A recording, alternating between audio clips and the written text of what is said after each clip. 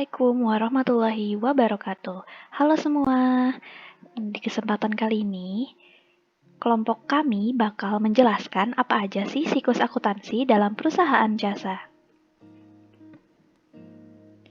Sebelum kita masuk ke topik utama, kita cari tahu dulu yuk apa sih siklus akuntansi itu? Nah, siklus akuntansi adalah kegiatan dalam membuat laporan keuangan dalam waktu 1 tahun atau 1 bulan.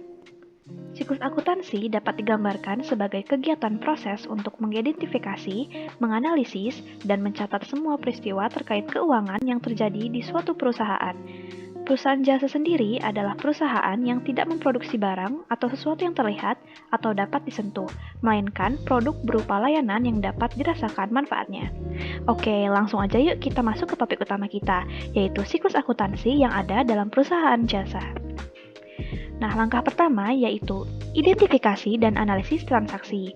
Nah, seorang akuntan atau orang yang menulis laporan keuangan harus mampu mengidentifikasi transaksi sehingga dapat dicatat dengan benar. Tapi, tidak semua transaksi dapat dicatat. Transaksi yang dapat dicatat adalah transaksi yang mengakibatkan perubahan posisi keuangan perusahaan, memiliki bukti, dan dapat dinilai ke dalam unit moneter secara objektif. Nah, contohnya seperti kwitansi, faktur, nota, dan sebagainya. Nah, berikut contoh dari dokumen transaksi berupa faktur dan kwitansi ya. Bisa dilihat di sini berisi bukti transaksi yang nantinya akan berguna dalam laporan keuangan. Langkah yang kedua adalah melakukan pencatatan transaksi ke dalam jurnal umum. Apa sih jurnal umum itu? Nah, jurnal umum itu adalah suatu catatan kronologis tentang transaksi-transaksi yang terjadi dalam suatu periode akuntansi. Jadi setelah informasi yang didapat dari bukti transaksi kita analisis, kemudian kita catat ke dalam buku jurnal atau yang sering dikenal sebagai jurnal umum. Nah, dalam jurnal umum ini, catatlah seluruh transaksi keuangan secara detail berdasarkan data-data yang ada dalam dokumen transaksi. Seperti yang teman-teman sekalian lihat, berikut ini contoh dari jurnal umum. Terdiri dari kolom tanggal, keterangan, debit, serta kredit. Langkah selanjutnya, posting ke buku besar. Buku besar adalah kumpulan rekening-rekening pembukuan yang masing-masing digunakan untuk mencatat informasi tentang aktiva tertentu. Nah, data yang telah kita masukkan ke dalam jurnal umum itu kita golongkan kembali nih berdasarkan jenis transaksinya, tanggal, nomor, dan nama akun, dan sebagainya. Dengan begitu, seluruh transaksi perusahaan pada jurnal yang berhubungan dengan kas akan masuk pada satu buku besar, yaitu akun kas. Kemudian jangan lupa untuk hitung saldo masing-masing akun pada buku besar untuk mengetahui total nilai akun. Nah, seperti yang terlihat dalam contoh di sini ada buku besar, akun kas, piutang, persediaan, dan utang dagang. Bisa dilihat juga di sini akun-akunnya dikelompokkan jadi satu ya. Selanjutnya menyusun neraca saldo. Neraca saldo adalah daftar saldo rekening-rekening buku besar pada periode tertentu. Cara menyusun neraca saldo ini sangat mudah. Kita hanya perlu memindahkan saldo yang ada di buku besar ke dalam neraca saldo untuk disatukan. Nah, saldo-saldo dari buku besar ini kita satukan ke dalam neraca saldo. Oh ya, jumlah antara saldo debit dan kredit itu harus balance atau seimbang ya.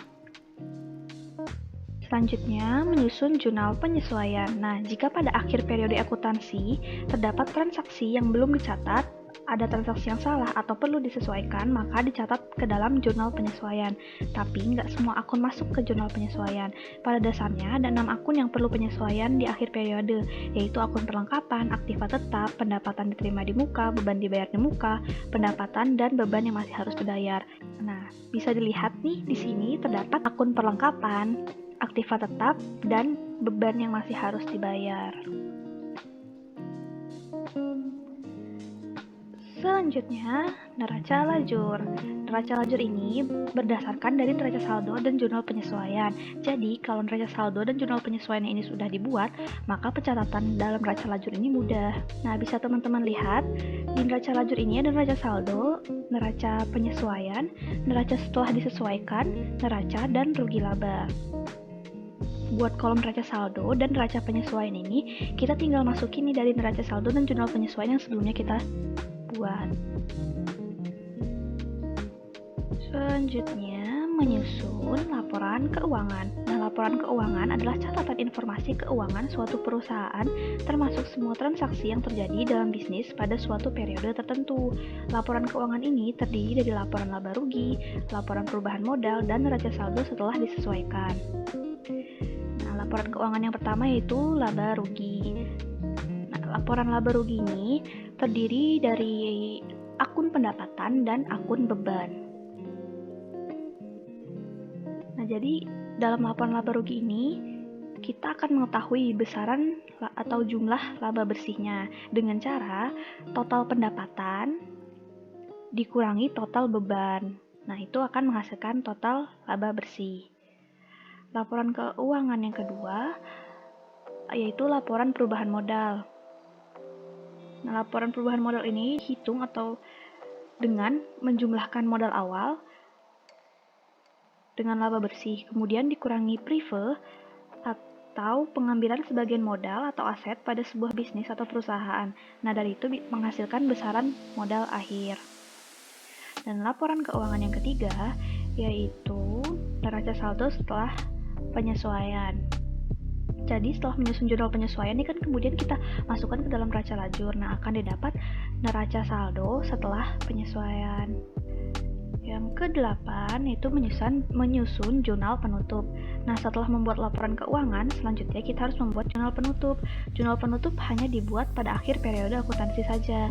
Nah, untuk proses pembuatannya, dokumen yang digunakan sebagai dasar menyusun jurnal penutup adalah dari laporan laba rugi dan laporan perubahan modal. Nah, berarti akun yang digunakan itu akun pendapatan, beban, modal, serta prive.